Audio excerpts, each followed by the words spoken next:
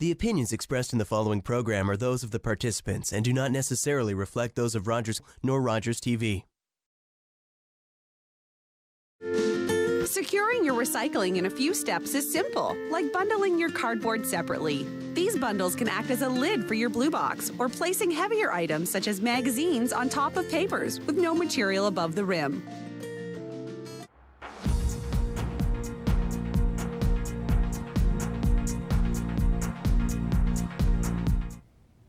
Hello, everyone, and welcome to Talk Politics. I'm Deborah Hutchison in the Rogers TV studio, and our guest this week is Clarington Mayor Adrian Foster, who is joining us via video. How are you?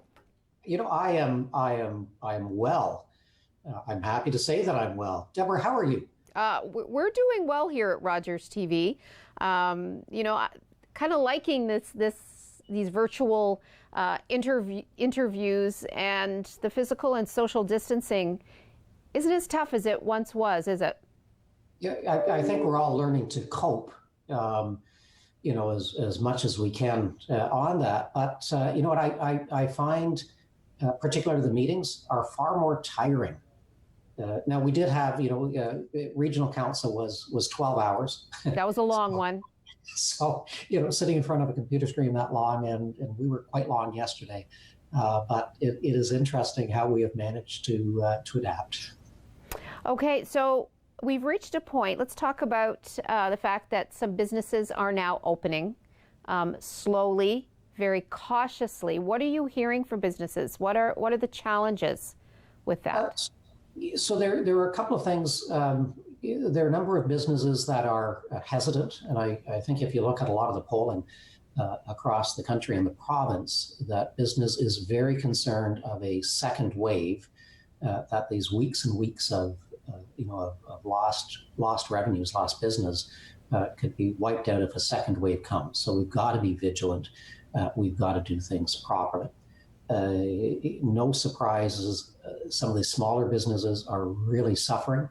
Businesses that still aren't allowed to be open. So if you think of a hairstylist, where there may be one or two operators, and then if the chairs aren't spaced 6 feet apart from each other, there are some interesting challenges. And then some other businesses are doing exceptionally well. So those that have had an online presence, we're finding a lot of organic food and locally grown food that people are going there instead of the grocery stores. So some folks have never been as busy as they are today. It's a very uneven field. Are you hearing anything about trouble getting the PPE that they need to operate once they've reopened their doors? We're all being asked now to wear masks. Where do you get them if you're not going to make them yourselves? So for Clarington, the Clarington Board of Trade has put up an initiative where business owners, and they're looking at small businesses, rather than standing in line, at a retailer forever to get in, they can contact the Board of Trade. They have bought some supplies. They are reselling them at cost, so there's no markup at that. And they're at a warehouse where you can pre-book a time and go down and not spend a lot of time finding the equipment.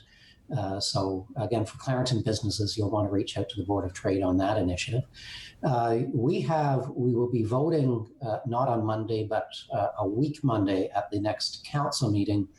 Staff have come up with a COVID relief program where Clarington will be looking at essentially a CIP, a community improvement plan, where we will be able to help businesses out with either expenses that they had in putting PPE in place, or for businesses that have to open putting PPE in place. So people will want to watch the council meeting, and if they email me at mayor@clarington.net, I can certainly get a link to that report to them.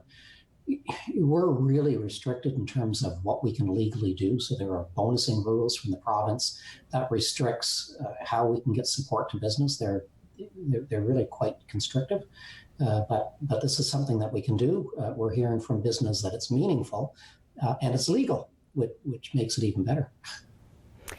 Downtown business in Clarington is very unique in that quaint old town charm, smaller sidewalks. They really rely on the foot traffic and have been hit incredibly hard. Oh, absolutely. So you look at these are, they're not multinationals with deep pockets. These are the mom and pops. They are the first businesses that people go to for support for whatever their community group is doing. If you're looking at silent auction items or a sponsorship, and they always step up.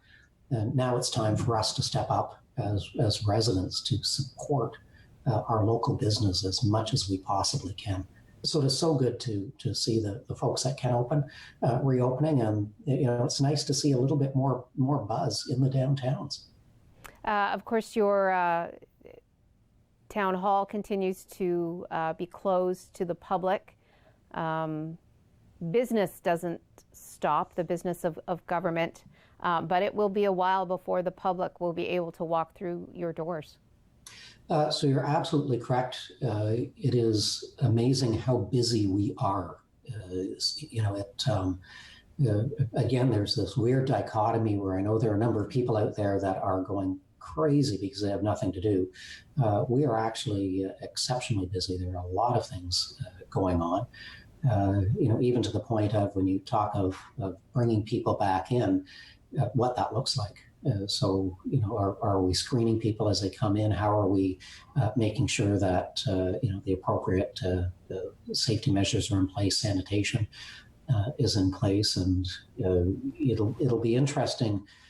Probably come the fall, perhaps earlier than that, when council can meet physically. We've now introduced this means of participating in exactly the fashion that we're doing this. So if someone wants to do a delegation, if they don't want to drive in, if they want to participate in a public meeting and they can't come in, they want to phone in or do a video link, that's great. We can't pull that back, nor do we want to at this point in time. But integrating that into a live meeting is a real challenge. Because we're using two completely separate platforms.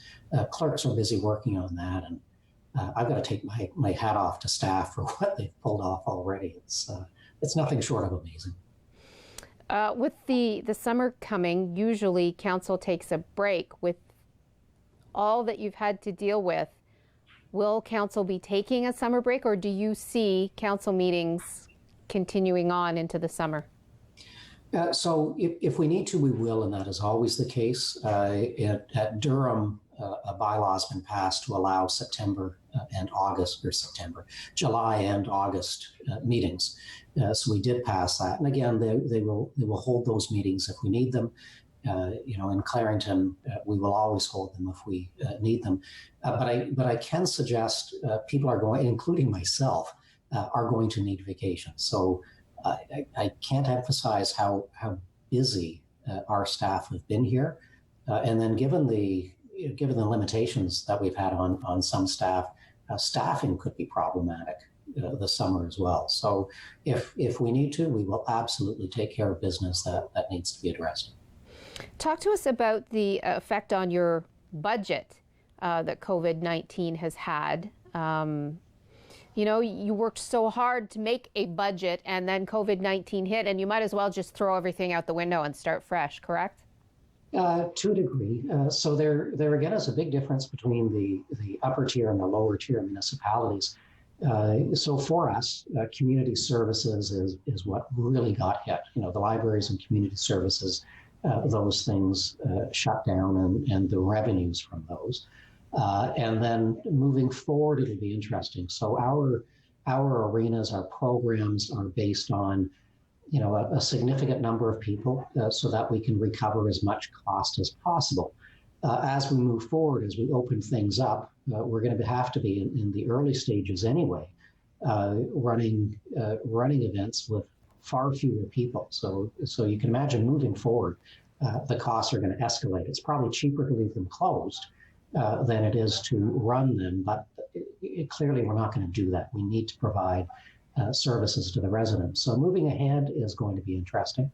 There will be a significant financial hit to Clarington. We are fortunate in that we have the reserves that we can make it through. The finances are strong enough that we're not going to, have to slash and burn, and we don't want to do that. That makes things worse. And we are hearing from the federal government and the province that there will be some help for us. At the region, if you imagine the cost of running buses with no revenues coming in, and you can't not run the buses because there are people who rely on them to get to work, simply get around. All of the social services, the services that you must provide, and additional needs today. Durham Region will be taking a far greater hit than the lower tier municipalities. And of course, municipal governments cannot run a deficit under any circumstances. Yeah, no, we can't. So we must have a balanced budget. There was some speculation that we'd be allowed to run a deficit. I'm not sure that's a good idea. So if we could run a deficit, the challenge that we would have with that is, one, our revenues have dropped significantly, and then at some point in time we need to balance that deficit, which would suggest that we need to raise revenues, which generally means higher taxes. And coming out of this, I've had a number of people ask, because of the money that you've lost, to make that back, do you anticipate having far higher tax increases? And that would be counterproductive. Coming out of this, we can't impose high taxes. That's going to smack the economy again. We need to be as supportive. How we're going to pull that off, I don't know yet. But I think we know where we don't want to go, and we're going to have to figure out how we get to where we do want to go. When you look at the daily COVID-19 numbers that the Durham Health Department puts out, Clarington is faring incredibly well. You have much lower numbers than some other municipalities. We do, and there are a couple of reasons for that. One, you'll know that communities where there are more dense populations, for obvious reasons, it spreads far more quickly. But we've done really well, and I'm going to suggest that that those are efforts by the community to practice safe physical distancing. We were worried when the fishing season opened up. We had the option of closing that. We chose not to, and the vast majority of people who showed up to fish did so safely and smartly. It was wonderful. The same with fireworks. Some municipalities banned them for the Victoria Day weekend. We thought, you can set them off and your neighbors can watch from their front porch, and that happened. So I've got to thank the community for the efforts that they have been making and they continue to make sure that we don't get that second wave that could set us right back to where we were.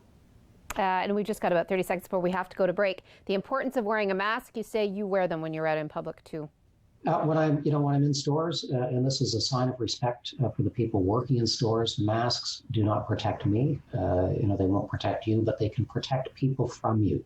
And we know that, this disease, you can be asymptomatic, you can be spreading it without knowing it. So, if you can, why would you not wear a mask and show that level of respect and follow the advice, of our public health experts, which are saying, if you can't effectively physically distance safely, please wear a mask. Okay. Mayor Foster, I'm going to hold you there. We are in conversation with Clarington Mayor Adrian Foster. More of our conversation after the break.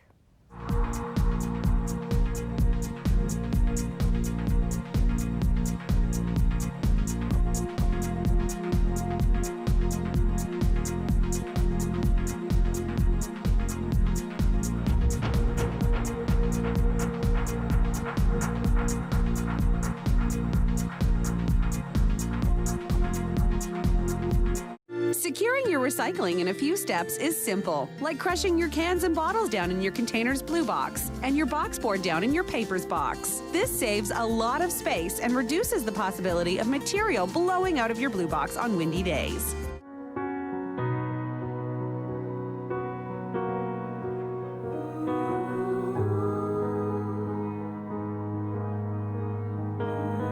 If you only knew what I'm going through, I just can't smile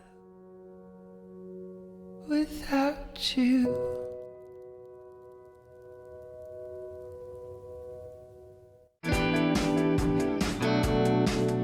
Illness doesn't have to be a life sentence. Join me each week on Health 180 with Carrie and Fenn as we talk with doctors and other experts about how to reset your life after an illness. Learn health and wellness tips, patient stories, advice, and solutions from professionals on how to be the best you. Together we are stronger. That's Health 180 with Carrie and Fenn right here on Rogers TV.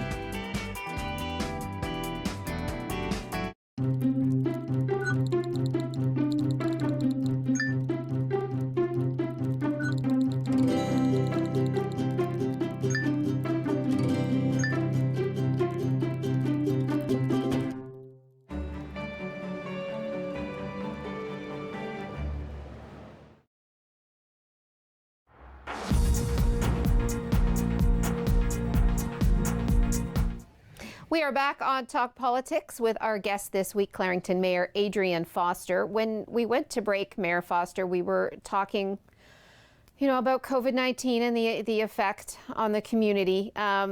If there has one thing positive that has come out of all of this, it's how it has shown us how caring a community we live in and how the community has rallied together. And that has, if you want to talk about, a warm and fuzzy from the pandemic, it sounds like an odd statement.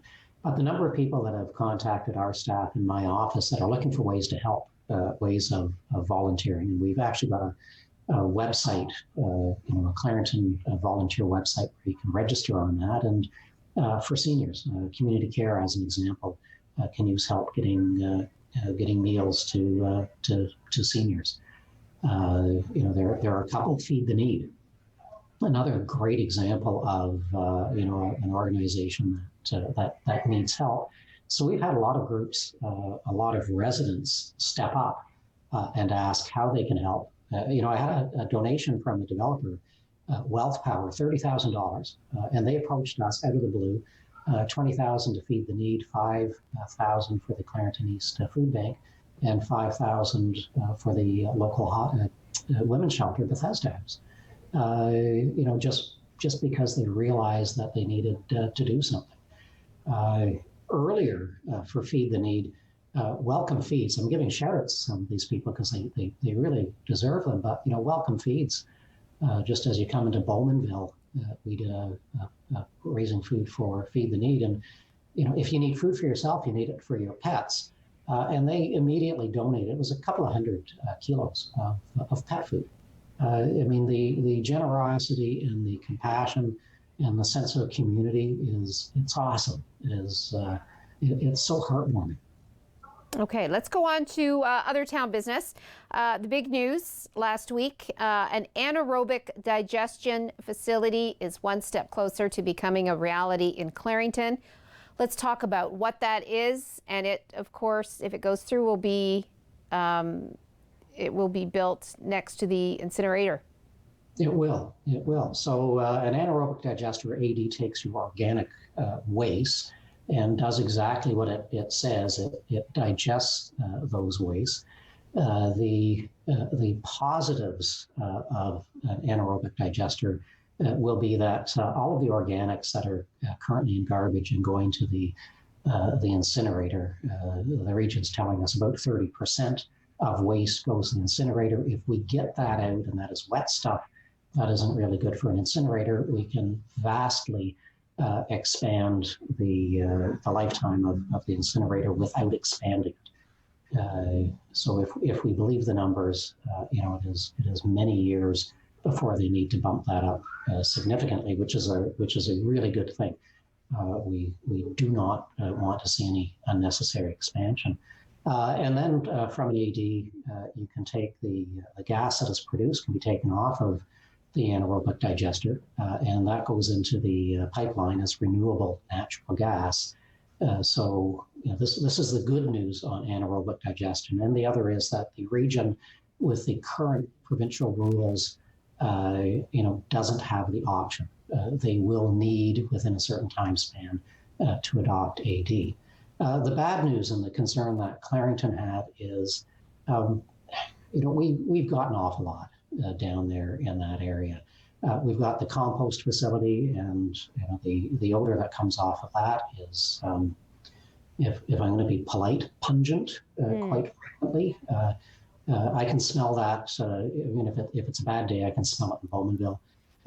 Certainly in Curtis, I don't live that far from it, and we were told that would be odor free. That's privately run. That's not Durham region. We've got the water pollution control plant, and we know that there are plans to expand that at some point in time in the future. Down there, we've got the EFW down there. Some people are suggesting that Clarington's position is simply NIMBY. To a degree, that may be true, but sometimes NIMBY is justified. Sometimes enough is enough, and we're sort of feeling like enough is enough. We're doing an awful lot for the region in terms of waste right now. So, at what stage are we at? I mean, is there an opportunity to look at other possible sites for it, or inevitably, is this where it's going to be? This is where it's going to be. The vote at Durham region, we asked for a couple of things. One was to defer it until the next council meeting. So the vote was twofold: to identify the site, and that is the site that the region specified, and the other was for staff to come back with essentially the financing model. They're looking at doing a joint venture with a company called EPCOR on that. There was no love at Durham region to the concept of deferring the decision. We had hoped that staff would be able to get back to our staff with answers to a number of questions that we didn't feel had been fully answered. And nobody wants to put their hand up and say, I'm going to host this. So I understand the vote. At the end of the day, there might have been 4 votes against, Clarington's 3 plus 1, and the rest in support of moving it, which I can't suggest was a huge surprise. I'm surprised that we didn't have a little bit more sympathy, frankly, but it's well on its way, to be sure. What about the concerns over increased traffic in the area? So there won't be a huge amount of additional traffic. It's a very limited number of trucks that will come in. If you'd asked me a couple of days ago, I could give you that number, but it's already slipped from my mind. So not so much the traffic. The concern that we had, our staff were certainly surprised, pardon me, certainly surprised at it being put in the gateway. So we know the region's got a lot of property down there. The Clarington site wasn't a huge surprise. That's been spoken of for a while, along with other sites. We didn't know that it was determined, but doing it right at the gateway to a prestige employment area really did surprise us, and we don't think that it really fits in right there. So beyond exactly where it's going and the fact that we think that we've done enough, some concerns. There are concerns with odor, although I understand that if this is done properly and we look at Toronto, it's not problematic.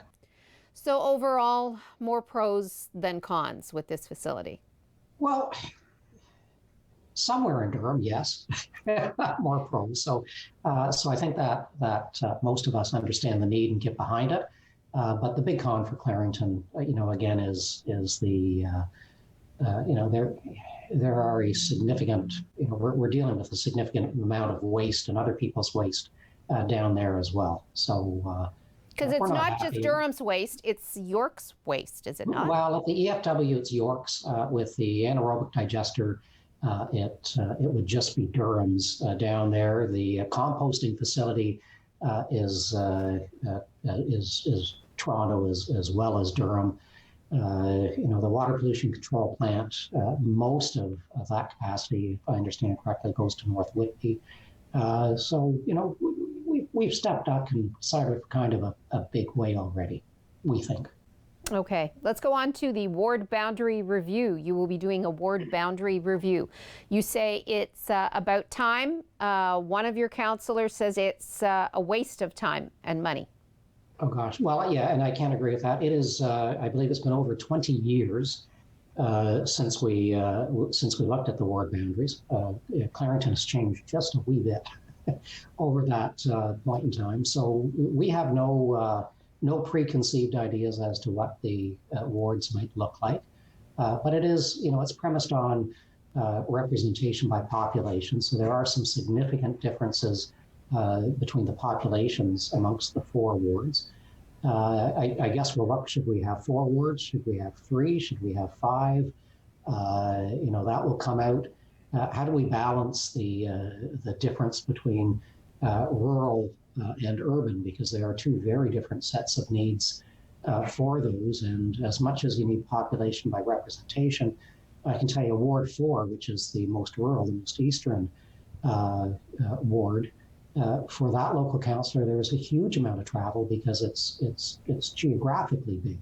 So would you expect someone to represent an even greater geographic area, than someone else? And travel time and getting to events is a big part of the job. So it is. It's probably past time that we looked at that, and I'll really be curious to see, what kind of suggestions come out of that.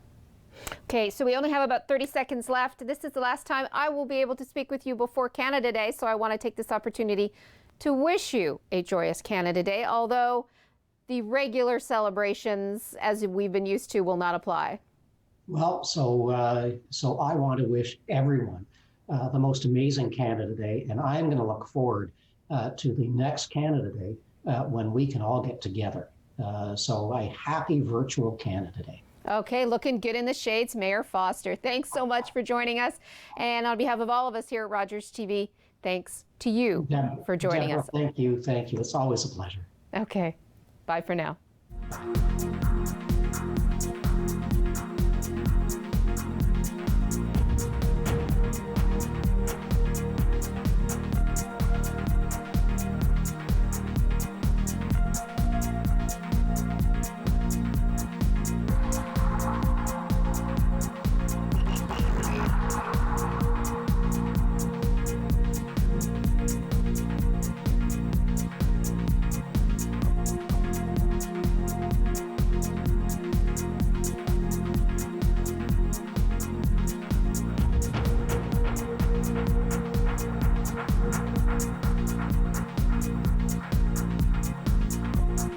Call the Rogers TV viewer response line, email us, or connect with us on social media.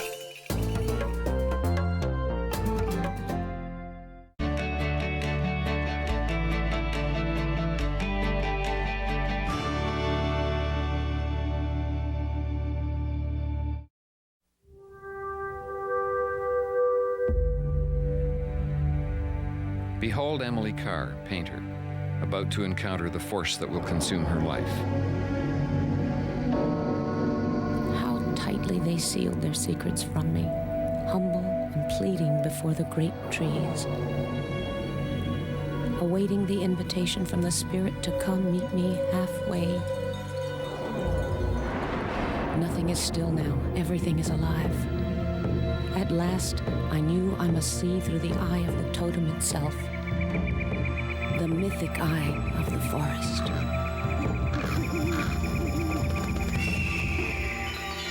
Seldom able to live by her brush, before she died in 1945, Emily Carr was in the first rank of Canadian painters. This is my country. What I want to express is here, and I love it. Amen. I'm Mallory, and I was walking home one night when an impaired driver hit me. He had been overserved in 2 bars before getting behind the wheel. If the servers would have called him a cab and